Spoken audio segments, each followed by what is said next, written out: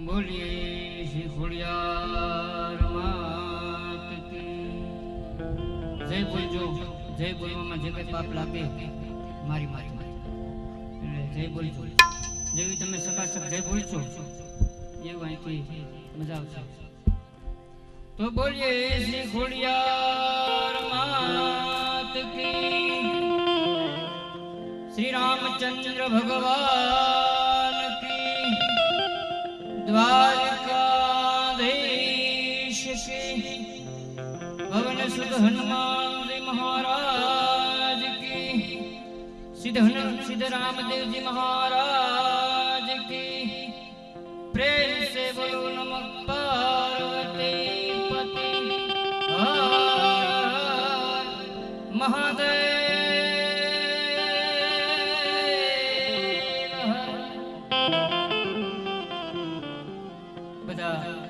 शांति सांभळजो माताजी ने सिद्धि કરી આપી અને જ્યાં ભાઈઓને મોજ આવે ત્યાં ઘોર કરજો બાકી હાકનો પડકારો કરજો તો અમને ખબર પડે કે તું દોણામાં છે બેઠું નથી બરાબર એટલે આપણે માતાજીની સ્તુતિ ચાલુ કરીએ શાંતિથી બધા સાંભળજો અવાજ કરતા નહીં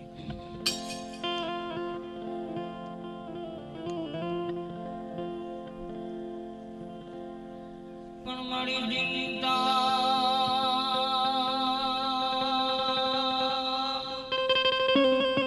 પણ મારી ચિંતા ચિંતાની ઘન વિનાશની અન મારી યાદ તો મલાશની શક્કર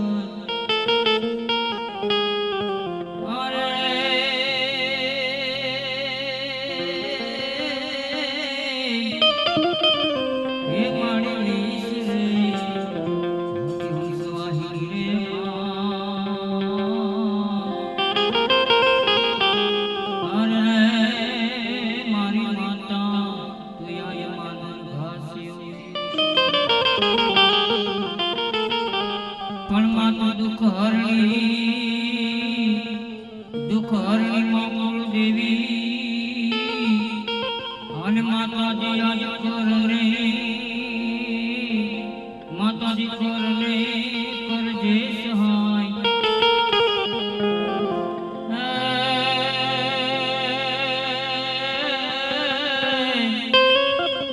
એ માતો તો જાહે જુગમાં જોગણી માં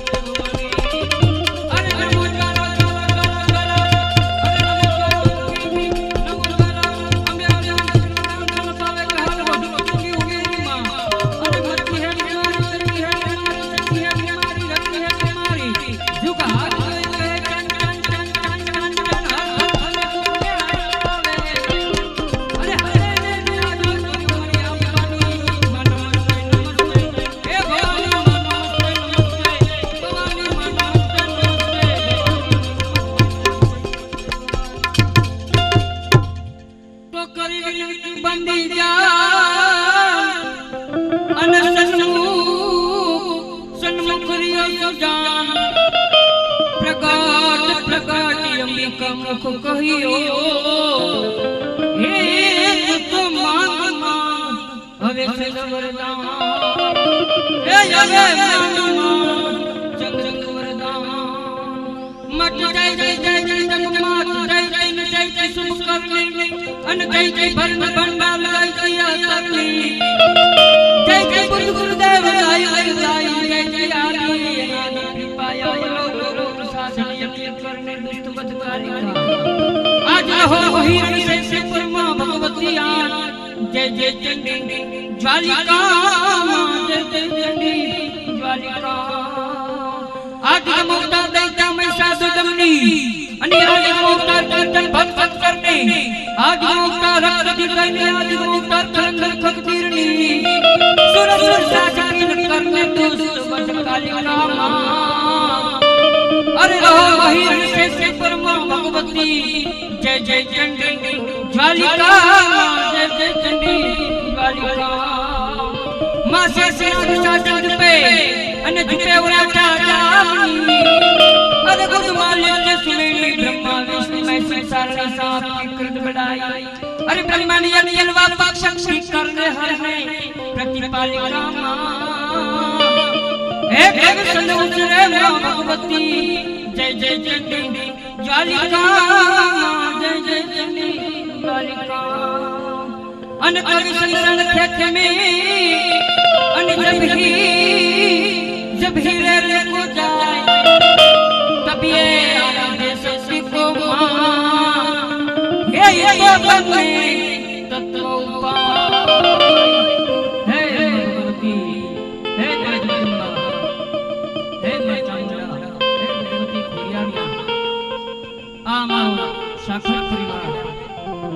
અને આ કોઈ સમાજ આપણો નિર્માણ પરિવાર છે અમારા કોઈ સમાજને તમામને માટે માં ભગવતી પાસે પ્રેરણા કરો માં ભગવતી પાસે આરાધના કરો કહે માં જગદંબા હે આદ્ય શક્તિ અમારા કોઈ સમાજ મારી યજમાન પરિવારને ભગવતી માં આજના તેજ પછી આશીર્વાદ આપું છું ભાઈ આજ માગું છું માં પાસે મારા યજમાન પરિવારને ભગવતી સદા સુખી રાખજો અને આ પવિત્ર બધાય 36 કડીનો ચંદ બોલ્યો ને મા ભગવતીને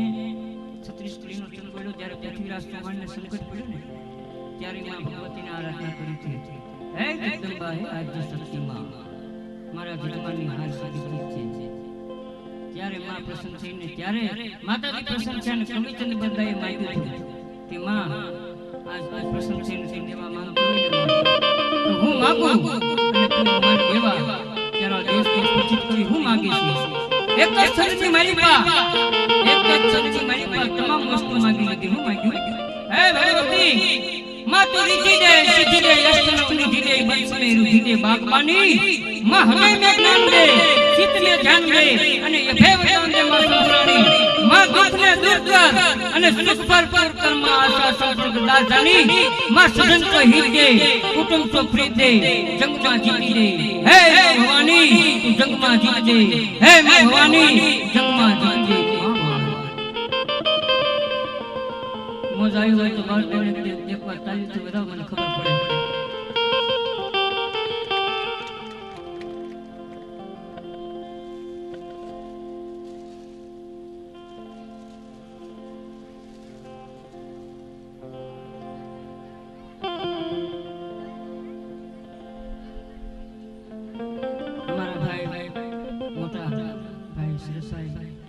બધા જન્મનો આગ્રહ હતો ભાઈ વાસા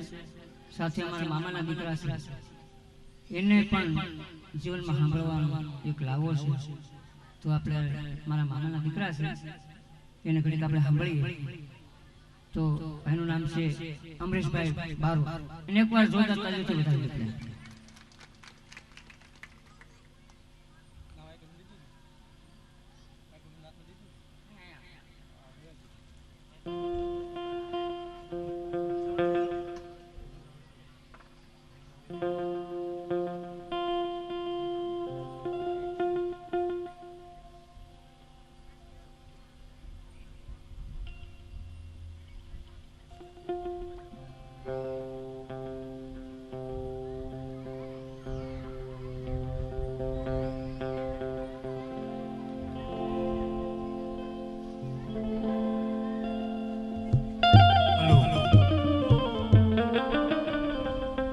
ખોડિયાર માદગી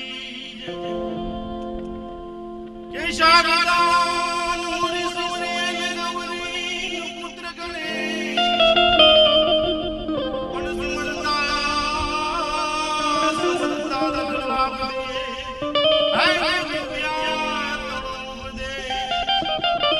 આજે આપણે બધા માના સાનિધ્યમાં ભેગા થયા છીએ. માના બહેના કુટુંબ જ્ઞાતિ માતાઓ ભાઈઓ અને આજે તમારા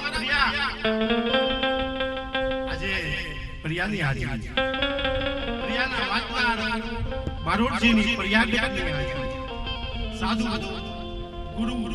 આ બધી જે છે ને બધી ગતુ છે જતું કરવાની હોય છે. યાતે ગત અભ્યાગત પ્રિયાગત અને ગંગાગત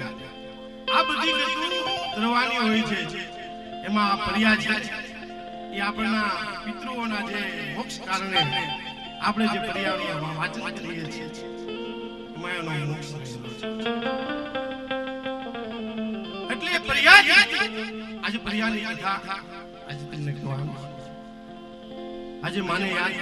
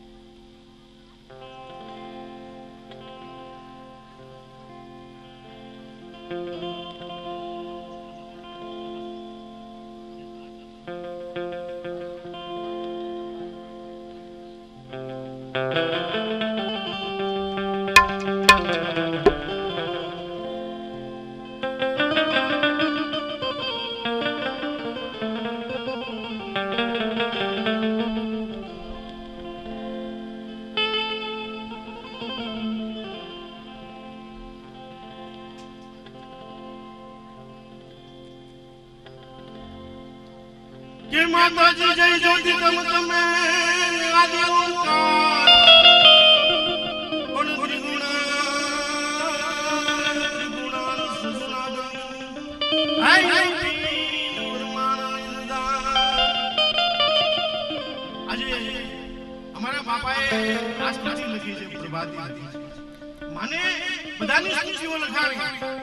બધાની પ્રભાતીઓ લખાણી કૃષ્ણની લખાણી શ્રીની લખાણી રામની લખાણી પ્રભાતમાં ઓછી લગાડી છે. એમાં અમારે બાપાએ પ્રભાતની માતાજીને લખ્યું છે નહીં અમારા કુળદેવી પર ખોડિયાર માં એ છે હે માં આજે મને યાદ કે જાગી માતા જાગી જ્યોતિની રંજની અલગની કલા પ્રગટી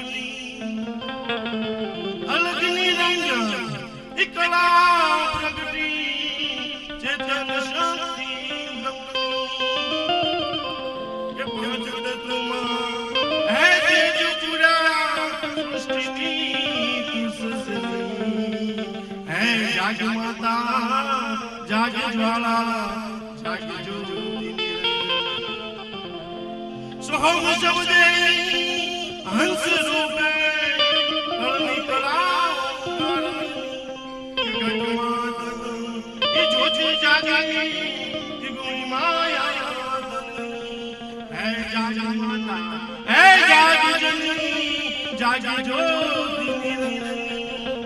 સોઈ રતી હે સચી ભક્તિ મુક્તિ માતા જીવનની સૃષ્ટિ સર્વે હે સદા ઉદાર હે જાગી માતા હે જાગી જનની જાગી જ્યોતિ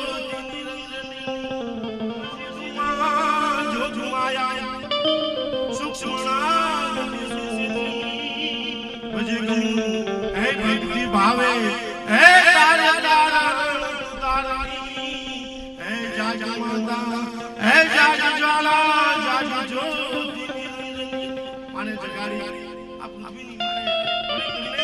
सृष्टिनी उत्पत्तिनी વાત આવે છે. તારા નહીં 14 બ્રહ્મા 7 અવતાર અને 3 લોક હોય શિવ નહીં વિષ્ણુ નહીં બ્રહ્મા નહીં જળપ્રપાત અંધકાર આ ધરતી ઉપર હતો અને ભગવાન જ્યારે આદિ નારાયણ જ્યારે ભગવાન શ્રેષ્ઠના શ્રેષ્ઠ પધારી ઉપર ત્યારે શ્રીસાગરમાં પહોંચ્યા અને ભગવાન યોગમાં હતા 14 યુગ સુધી ભગવાને યોગમાંથી જાગી અને જ્યારે આંખો ખોલી અને ભગવાને ત્યારે એના સૃષ્ટિની ઈચ્છા થઈ અને ભગવાને પોતાના અંગમાંથી એક શક્તિને ઉત્પન્ન કર્યા કારણ કે શક્તિ સિવાય સૃષ્ટિની સર્જન થતું નથી શક્તિ જો ન હોય તો આપણે આંખનું મણકું ન મારી શકીએ બોલવું હોય તો પણ બોલાય નહીં ચાલવું હોય તો ચલાય નહીં આ શક્તિ જે છે ને એ શક્તિ જ મહાન છે એટલે ભગવાને પોતાના અંગમાંથી પોતાની આદિ શક્તિને ઉત્પન્ન કરી અને ભગવતીને કીધું કે આ સૃષ્ટિનું સર્જન કરું અરે ભગવતીએ કીધું ભગવાન હું આ સૃષ્ટિનું સર્જન કરું પણ ક્યાં ઊભી રહી સૃષ્ટિનું સર્જન કરું આ ધર્મા અંધકાર સિવાય તો કાંઈ છે નહીં એટલે ભગવાને કીધું હું કાંઈ ઊભી રહી શકું એવી તમે સૃષ્ટિની કાંઈ સર્જન કરો એટલે ભગવાને પરમ અવતાર લઈને ભગવાન પાણીમાં ગયા અને પાણીમાં જઈને ભગવાને પરમ અવતાર લઈ પોતાની પીઠ પર આ ધરતીને મૂકી જળ ઉપર પાથરી એનું નામ જમીન આપ્યું અને ભગવતીને કીધું કે આપ જમીનની માથે ઉભા રહો સૃષ્ટિનું ભગવતી જમીનમાંથી ઉભા રહ્યા અને ભગવાનને કીધું ભગવાન આ અંધકાર છે આ અંધકારમાં હું ક્યાં ઊભી રહી સૃષ્ટિનું સર્જન કરું ભગવાને પોતાના તેજમાંથી સૂર્યને પ્રગટ કર્યા આકાશમાં રહી તેજ પાછું અને ભગવાને પોતાના હાલમાંથી ચંદ્રમા પ્રગટ કર્યા આકાશમાં રહી પોતાના અંગમાંથી ભગવાને 49 વાયુઓને ઉત્પન્ન કર્યા એમાંથી એક વાયુનું નામ પ્રાણવાયુ 49 વાયુઓમાં મહાન એક વાયુ છે જે પ્રાણવાયુ કહેવામાં આવે જેને આપણે વિજ્ઞાનમાં ઓક્સિજન કહીએ છીએ આ ભગવાને પોતાના અંગમાંથી આ વાયુને પ્રગટ કર્યો અને આ વાતાવરણમાં ગવામાં આવ્યો આ વાતાવરણમાં જીવ જીવી શકે ઉપર સૃષ્ટિ નથી પતાળમાં પણ જીવી ન શકાય ઉપર પણ ન જીવી શકાય આ જે માણસને જીવવું હોય પશુપક્ષીને જીવવું હોય તો મૃત્યુ લોકમાં જમીન ઉપર જ જીવી શકે આ વાતાવરણ ભગવાને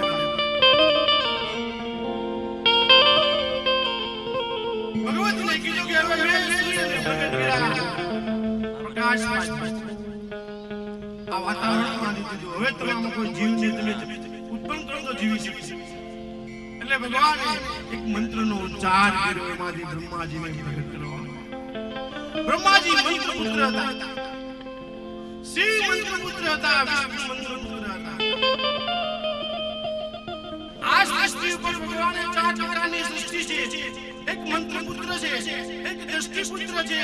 એક દત્તક પુત્ર છે એક મિથુન પુત્ર છે બ્રહ્મા વિષ્ણુ મહેશ ઈશ્વર મહારાજ આજે મંત્ર પુત્ર છે દ્રષ્ટિ પુત્ર ધૃતરાષ્ટ્ર પાંડુ ને વિદુ આ છે દ્રષ્ટિ પુત્ર છે દત્તક પુત્ર પરિવારમાં આપણે પાસે પુત્ર ન હોય અને આપણે પરિવારમાં મિત્રો ફળો લઈને ફળે બેસાડીએ ને દત્તક પુત્ર કહેવામાં રાજા મહારાજોને પણ જેને પરિવારમાં ત્યારે રાજા મહારાજે પોતાના રાજને ચલાવવા માટે દત્તક બેહાડતા આ દત્તક પુત્રની સૃષ્ટિ ચોથી સૃષ્ટિ છે મિથુન પુત્ર 4 પ્રકારની સૃષ્ટિ અત્યારે સરાસર જે સૃષ્ટિ છે ને એને મિથુન પુત્ર કહેવામાં આવે બ્રહ્માને વંદન કર્યા બ્રહ્માને ભગવતીએ કીધું કે બ્રહ્મા આપણે બંને મળી સૃષ્ટિનું સર્જન કરવાનું છે અને બ્રહ્માએ કીધું હે માં તે ભલે મને મંત્રથી સર્જન કર્યો પણ તું માં છે આની સાથે સૃષ્ટિનું સર્જન ન થાય ભગવતી કીધું વિદ્યા બ્રહ્માને પાછા મંત્રથી મારી બીજા પુત્ર એટલે કે વિષ્ણુને મંત્રથી ઉત્પન્ન કરવામાં આવ્યા ભગવાન વિષ્ણુને કહેવામાં આવ્યું એ વિષ્ણુ આપણે બંને મળી આ સૃષ્ટિનું સર્જન કરીએ ભગવાન વિષ્ણુએ કીધું કે માં તે ભલે મને મારી સૃષ્ટિ મને ઉત્પન્ન કર્યો પણ માં જ નહીં તારી સાથે સૃષ્ટિનું સર્જન ક્રોધી વિદ્યા પણ બાળી તામસ ગુણમાંથી બીજા મંત્રનો ઉચ્ચાર કર્યો ભગવાન શિવને કીધું કે શિવ હું શક્તિ આપણે બંને મળી સૃષ્ટિનું સર્જન કરવાનું છે ભગવાન શિવે હું મારા યોગને આધારે તારી સાથે સૃષ્ટિનું સર્જન કરતા માં મુંજાણા હવે સૃષ્ટિનું બંધારણ બંધાયેલા સૃષ્ટિ પાછી ઉત્પન્ન કરવામાં તારે ભગવાન માં આ શરીરનો પલટો આ દેહને શુદ્ધ કરો સ્નાન તારે પાણીમાં નાઈને નથી કરવાનું અગ્નિમાં નાવું પડશે એક વખત નહીં આ શરીરને 108 વખત જન્મ લે 108 વખત જન્મ લે 108 વખત અગ્નિમાં તારો દેહ લેનાર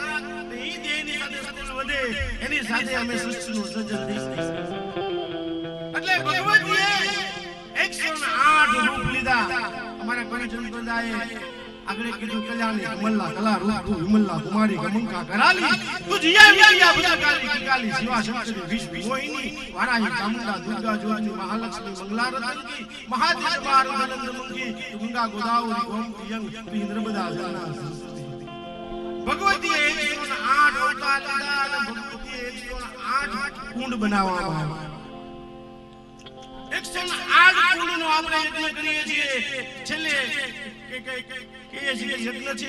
કેટલા કુંડનો છે 108 કુંડ સુનામ બનાવવા પડ્યા ભગવતીએ અવતાર લેવાના હતા 108 કુંડમાં પોતાનો દેહને નાખવાનો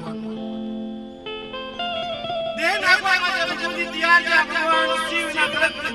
ભગવતીના મસ્તકો ઉતારવા તૈયાર થયા અને ભગવાને શિવે 108 સૃષ્ટિના મસ્તકો ઉતાર્યા પોતાના ગળામાં દીધા ગળાને મૂંડમાળા કરવામાં આવે જે માળાવાળા જે મણિકા જે 108 હતા એ શિવ ભગવતીના મસ્તકો હતા એને માળા કહેવામાં આવે આ માળાના 108 મણિકા જે છે ને પાણી દેવા આવ્યા છે અને પાણી દેવ દેવી કે આપણે માનીએ